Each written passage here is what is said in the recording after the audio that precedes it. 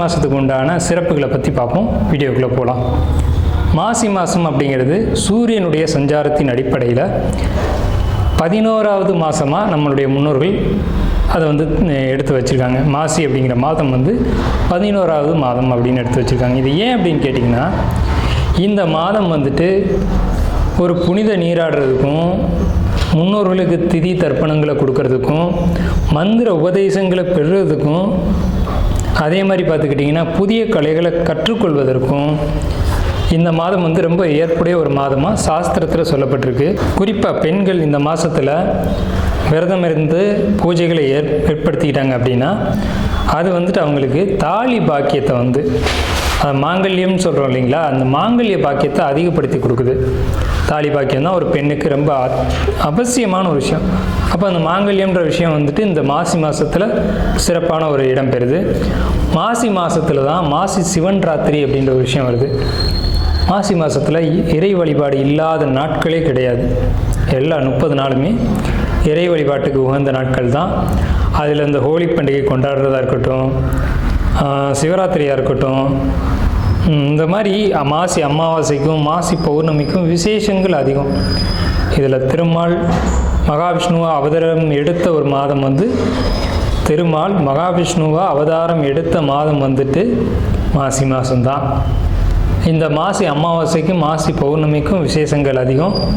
மாசி மாதம் வரக்கூடிய மக நட்சத்திரம் தான் மகாமகம் அப்படின்னு நம்மளுடைய சாஸ்திரம் விசேஷமாக அந்த ஒரு 12 வருஷத்துக்கு ஒரு முறை புனித நீராடல் அப்படின்ற ஒரு விஷயத்தை நம்ம மேலே சொன்னோம் இல்லைங்களா, அந்த விஷயத்தை கொண்டு வராங்க. இதில் தாக்ஷாயினி அப்படின்ற அவதாரத்தில் பார்வதி தாயார் அவதரித்த மாதம் இது. சிவன் திருவிளையாடல் செய்ததும் சிவன் அவதாரம் எடுத்ததும் இந்த மாதத்தில் தான். சிவன் தான் தன்னுடைய திருமணத்தை பார்வதி தேவியை திருமணம் செய்து கொண்ட மாதம் இந்த மாசி மாதம். ஸோ இந்த மாதிரி எண்ணற்ற சொல்ல முடியாத ஏகப்பட்ட விசேஷங்களை கொண்ட மாசி மாதம். குறிப்பாக சொல்லணும்னா 12 மாதங்களுக்கும் 12 தனித்துவம் வாய்ந்த சிறப்புகள் உண்டு. இருந்த போதிலும் மாசி மாதத்துக்குன்னு உள்ள சிறப்புகளை நம்ம மேலே பார்த்துட்டோம். அஸ்வினி நட்சத்திரம் மாசி மாதத்துக்கு உண்டான பலன்கள். 3 நல்ல விஷயங்கள் உங்கள் ராசியில் இருக்குது. என்னென்னு கேட்டிங்கன்னா, ஃபஸ்ட்டு புதிய தொழில் முயற்சிகள் வெற்றி அடையும்.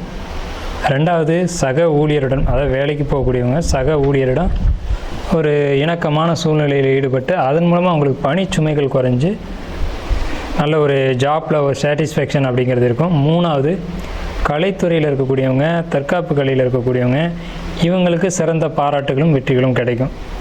கவனமாக இருக்க வேண்டிய விஷயங்கள் அப்படின்னு கேட்டிங்க அப்படின்னா, உங்களுக்கு வயிறு சம்மந்தப்பட்ட விஷயங்களில் கவனம், எச்சரிக்கை தேவை.